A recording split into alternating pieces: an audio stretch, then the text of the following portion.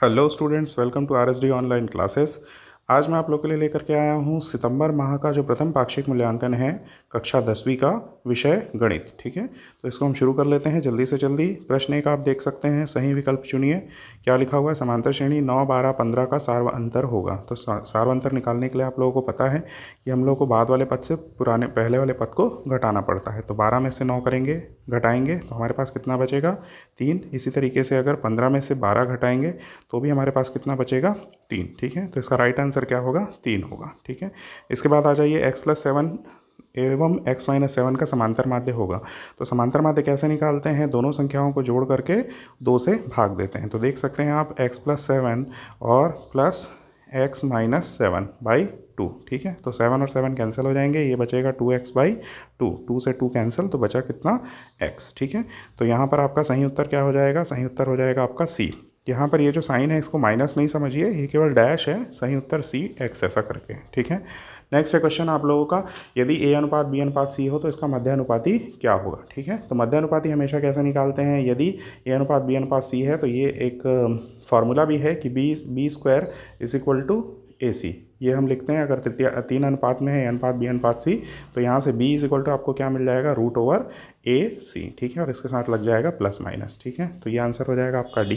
इसके आगे आप आ जाइए प्रश्न क्रमांक 4 में, अनुपात 8/27 का घनमूल अनुपात क्या होगा? ठीक है, इसका मतलब आपको क्या करना है? 8 का भी घनमूल निकालना है। ठीक है, और 27 का भी आपको क्या निकालना है? घनमूल निकालना है। ठीक है, तो 8 का घनमूल कितना होता है? 2, क्योंकि 2 गुणित 2 गुणित 2 बराबर कितना होता है? 8। इसी प्रकार से 27 का भी घनमूल क्या होता है? 27 का घनमूल होता है, ये हो जाता है ये 27, 3 गुणित 3 गुणित 3। ठीक है, तो ये हो जाएगा 27 का घनमूल 3 और 8 का घनमूल 2। तो यहाँ से सही उत्तर हमारा क्या हो जाएगा? सही उत्तर हो जाएगा A, 2/3। ठीक है, नेक्स्ट आ जाइए प्रश्न क्रमांक 2, रिक्त स्थानों की पूर्ति कीजिए। तो रिक्त स्थानों की पूर्ति में आप लोग देख सकते हैं 12 और 6 का तृतीय अनुपात क्या होगा? तो 12 और 6 का तृतीय अनुपात कितना हो जाएगा? 3 होगा। ठीक है, 12 और 6 का तृतीय अनुपात आप निकालोगे कैसे? ये आप लोग कमेंट सेक्शन में लिख करके मुझे बताओगे कि 12 और 6 का तृतीय अनुपात कितना होगा और कैसे निकालोगे। ठीक है, फिर आ जाता है 9:25 का प्रतिलोम अनुपात। प्रतिलोम अनुपात का मतलब होता है उल्टा, इन्वर्स। यानी आप क्या लिखोगे? 9/25। तो इसको अगर आपको प्रतिलोम अनुपात निकालना है तो इसको आप लिखोगे 1/9/25। तो यहाँ से आपको मिल जाएगा 25/9। ठीक है, तो ये आंसर आपका हो जाएगा। फिर से प्लस √2 + 1 और √2 - 1 का समांतर माध्य। तो समांतर माध्य निकालने के लिए फिर से √2 + 1 और प्लस √2 - 1। ठीक है, प्लस माइनस कैंसल और अपॉन 2। ठीक है, तो कितना मिल जाएगा? ये मिल जाएगा 2√2/2। तो 2 और 2 कैंसिल, बचा कितना? √2। तो ये आपका क्या हो जाएगा? समांतर माध्य हो जाएगा। अब आप देख सकते हैं चौथा जो दिया हुआ है श्रेणी 9, 5, 1 का 10वां पद। ठीक है, तो 9, 5, 1 का 10वां पद निकालने के लिए आपको फार्मूला क्या लगाना है? ये आपको लगाना है T10 = कितना हो जाएगा? A + 9D। ठीक है ना, ये आ जाएगा फार्मूला। तो इससे आप निकाल सकते हैं क्या आपका 10वां पद होगा इस श्रेणी का। ठीक है, ए यहाँ पर कितना दिया हुआ है? 9, और डी आपको कितना मिल जाएगा?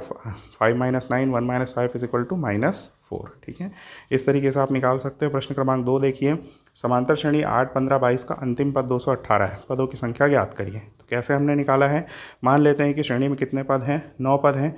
तो जो nवां पद होगा यानी अंतिम पद जो होगा उसका मान कितना है? 218। तो इसका फॉर्मूला हमने लगा दिया Tn = A + n - 1 × D।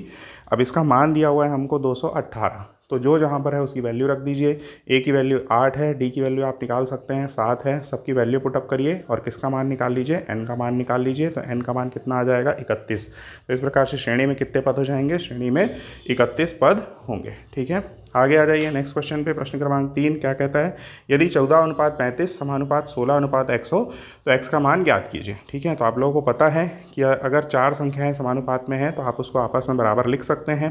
तो बराबर लिख लीजिए और क्रॉस मल्टीप्लिकेशन करके तिर्यक गुणा करके आप x का मान निकाल सकते हैं। तो ये आपका प्रश्न क्रमांक 3 हो गया। प्रश्न क्रमांक 4 में क्या कहा गया है?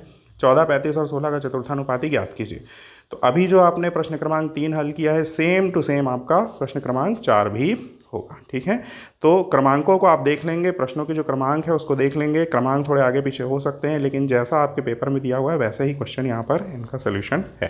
ठीक है, नेक्स्ट क्वेश्चन है आपका, यदि ए और सी का मध्यानुपाती बी है तो सिद्ध कीजिए। ठीक है, ए और सी का मध्यानुपाती बी है तो आपको क्या सिद्ध करना है? a² + b² upon ab = a + c upon b। ठीक है, तो कर लेते हैं। यहाँ पर दिया है क्या दिया हुआ है, ए और सी का मध्यानुपाती कितना है, बी है, तो बी इज इक्वल टू अपन रूट ओवर ए सी लिख सकते हैं।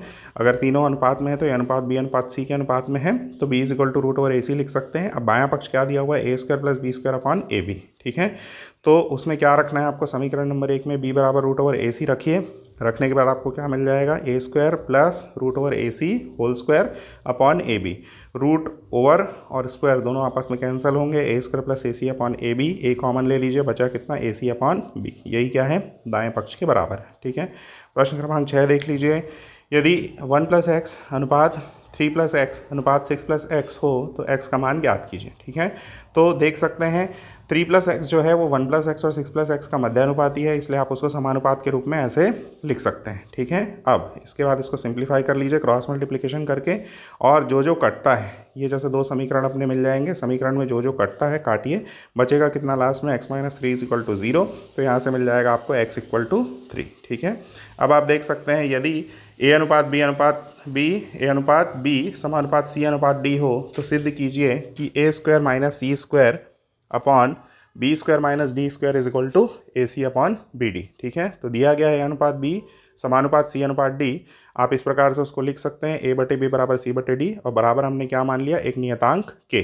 तो यहाँ से आपको ए बराबर बी के मिल जाएगा, सी बराबर डी के मिल जाएगा। अब इसको आप लेकर के बाएं पक्ष को हल कर लीजिए। तो बाएं पक्ष में जहाँ जिसकी वैल्यू चाहिए, ए की जगह आपने बी के लिख दिया, सी की जगह डी के लिख दिया, सिंप्लीफाई किया, के स्क्वायर कॉमन निकल गया, ठीक है। जो भी कटना था कट गया, बचा कितना, के स्क्वायर। ये हमारा समीकरण नंबर 1 हो गया। अब दाहिने पक्ष में आप आ जाइए, दाएं पक्ष में आप क्या लिख सकते हैं, ए सी बटे बी डी, वैल्यू पुटअप करिए, बी के इंटू डी के अपॉन बी डी कैंसिल, बचा कितना, के स्क्वायर। तो ये समीकरण नंबर 2 हो गया। तो समीकरण 1 और 2 दोनों बराबर हैं क्योंकि दोनों के मान कितने हैं, के स्क्वायर। तो इस तरीके से आपका ये वाला जो सिद्ध करने का था वो आपका सिद्ध हुआ, ठीक है। नेक्स्ट क्वेश्चन पे आ जाइए। नेक्स्ट क्वेश्चन पे अपन आ जाते हैं। नेक्स्ट क्वेश्चन में आप देख सकते हैं क्या, कि यदि किसी श्रेणी का 11वां पद 38 और 16वां पद 73 है तो इस श्रेणी का 31वां पद ज्ञात कीजिए, ठीक है। तो इस श्रेणी का 31वां पद आप कैसे ज्ञात कर सकते हैं, देखिए यहाँ पर क्या दिया हुआ है, 11वां पद दिया हुआ है हमको कितना, T11 is equal to A plus 10D is equal to कितना 38, और वैसे ही 16वां पद दिया हुआ है कितना, T16 is equal to A plus 15D बराबर कितना दिया है, 73, ठीक है। इसके बाद आप आगे आ जाइए, समीकरण 1 और 2 को किससे हल करना है, विलोपन विधि से हल करना है। तो देख सकते हैं आप क्या क्या कैंसिल हो रहा है, ए और ए कैंसिल हो जाएगा, और 10D minus 15D equal to minus 5D, और इक्वल टू कितना मिल गया आपको, minus 35, minus minus cancel, 5D is equal to 35, D is equal to 35 upon 5, D is equal to 7, यानी सारवंतर का मान कितना मिल गया आपको, 7। अब सारवंतर का मान निकलने के बाद आप किसका मान निकालेंगे, प्रथम पद ए का मान निकालेंगे। तो प्रथम पद ए का मान निकालने के लिए आप समीकरण 1 में डी का मान रखिए, ए प्लस 10 इंटू 7, ए का मान कितना मिल गया, माइनस 32। तो दी गई समांतर श्रेणी के लिए जो प्रथम पद होगा वो कितना होगा, माइनस 32, और डी जो होगा सारवंतर वो कितना होगा, 7। अब 31वां पद निकालिए, T31 is equal to A plus 30D, value put up करिए तो T31 बराबर कितना मिल गया, 178, ठीक है। नेक्स्ट क्वेश्चन देख लीजिए, 3 अंकों वाली कितनी संख्याएं 3 में विभाज्य है, ठीक है। तो 3 अंकों की संख्या कौन कौन सी होती है, कहाँ से शुरू होती है, 100 से शुरू होती है, 100 से लेकर के कहाँ तक हो जाती है, 999 तक के। तो इतनी संख्याएं 3 अंक वाली संख्या होती है। अब इनमें से 3 से भाज्य संख्या कौन सी होती है, तो 3 की भाजकता का नियम आप लोगों को पता है, जिन अंकों की संख्याओं का योग किससे भाज्य होगा, 3 से भाज्य होगा, वो अंक भी किससे भाज्य होंगे, 3 से भाज्य होंगे, ठीक है। तो देख लीजिए यहाँ पर क्या है, कहाँ से संख्याएं शुरू होंगी, देख लीजिए 102, 105, 108, 111, ये सारी की सारी संख्याएं हैं। तो इन संख्याओं को योग आप देख लीजिए, जैसे 102 है तो 102 में 2 प्लस 0 प्लस 1 कितना हुआ, 3 हुआ। तो 3 को आप किससे भाग देंगे, 3 से भाग दे के देखिए, तो 3 से भाग वो जा रहा है, इसका मतलब 102 में भी 3 से भाग जाएगा। इसी प्रकार से 5 प्लस 0 प्लस 1 करिए तो आता है 6, 6 को आप 3 से भाग देते हैं तो भाग चला जाता है, इसका मतलब 105 में भी भाग जाएगा। तो इसी प्रकार से अन्य संख्याएं भी देख सकते हैं। तो ये किसकी सीरीज़ बन गई, किसकी श्रेणी बन गई, ऐसी संख्याओं की श्रेणी 3 अंकों वाली ऐसी संख्याओं की श्रेणी बन गई जिसमें 3 से भाग जाता है, ठीक है। तो श्रेणी हमारी हो गई 102, 105, 108, 111 अप टू 999, ठीक है। तो nवां पद यानी आखिरी पद क्या हो जाएगा, nवां पद इसका 999 है। a कितना है हमारे पास 102, और d कितना दिया है 3। तो सूत्र लगा लीजिए, t is equal to A plus N minus 1 into D से वैल्यू पुटअप करिए तो n की वैल्यू कितनी निकल गई, 300, ठीक है। अब 3 अंक वाली कितनी संख्याएं मिल जाएगी हमको, 300 संख्याएं ऐसी होंगी जो 3 से भाज्य होंगी, ठीक है। अथवा वाला सवाल देख लीजिए, कौन कौन सी संख्याएं 10, 18, 22, 38 में से हर संख्या में क्या जोड़ा जाए कि संख्याएं क्या हों, समानुपाती हो जाएं। ठीक है, तो हम क्या लिख रहे हैं, माना कि हम प्रत्येक संख्या में क्या कर रहे हैं, प्रत्येक संख्या में क्या जोड़ा जाए। यहाँ पर ये थोड़ा सा मिस्टेक है, इसको करेक्ट कर लेंगे, यहाँ पर जोड़ना लिखना है। ठीक है, यानी प्रत्येक संख्या में हम क्या लिख रहे हैं, प्रत्येक संख्या में हम क्या कर रहे हैं, x जोड़ रहे हैं। ठीक है, तो ये मैंने x को घटा करके ले लिया है, देख सकते हैं आप लोग x को घटा करके कैसे बनाते हैं, ये क्वेश्चन मैंने बना दिया है। ठीक है, 2 क्वेश्चन आपको यहाँ पर आंसर में मिल जाएंगे। ठीक है, और अगर जोड़ के आपको देखना है तो जोड़ के आप इस प्रकार से भी बना सकते हैं। ठीक है, माना प्रत्येक संख्या में क्या जोड़ा गया, x जोड़ा गया, तो 10 + x अनुपात 18 + x समानुपात 22 + x और अनुपात 38 + x। ठीक है, अनुपात समानुपात में है इसलिए चारों संख्याओं को आप बराबर कर लीजिए। ठीक है, और उसके बाद फिर क्या करिए, सिंप्लीफाई करिए, तो आपको लास्ट में x का मान कितना मिल जाएगा, प्रत्येक संख्या में x जोड़ने पर संख्याएं प्रत्येक संख्या में 8 जोड़ने पर संख्याएं क्या हो जाएंगी, समानुपाती हो जाएंगी। ठीक है, इसी प्रकार से जो घटाने वाला क्वेश्चन है उसका भी एग्जाम्पल आपको मिल सकता है। हम इसी क्वेश्चन को अगर x घटा करके बनाएं तो इस प्रकार से इसका हल है। ठीक है, तो ये भी आप लोगों को काम आ सकता है। ऐसे क्वेश्चन ज़रूर मिलेंगे आपको, किसी में घटाने वाला पूछेगा, किसी में जोड़ने वाला पूछेगा। ठीक है, तो इसको भी देख करके आप बना सकते हो। ठीक है, इसके बाद आ जाइए आगे, आगे क्या दिया हुआ है अगला क्वेश्चन। तो यहाँ पर आकर के हमारा जो असाइनमेंट है वो ख़त्म हो जाता है। आई होप कि आप लोगों को ये वीडियो पसंद आया होगा। अगर आप हमारे चैनल में नए हैं तो प्लीज़ प्लीज़ प्लीज़ हमारे चैनल को क्या करिए, सब्सक्राइब करिए और ज़्यादा से ज़्यादा लोगों को शेयर करिए, वीडियोस को लाइक करिए और अपने स्कूल के ग्रुप्स में, व्हाट्सएप ग्रुप्स में, फ्रेंड्स ग्रुप में इन वीडियोस को सर्कुलेट करिए ताकि हमको ज़्यादा से ज़्यादा सब्सक्रिप्शन मिल सके।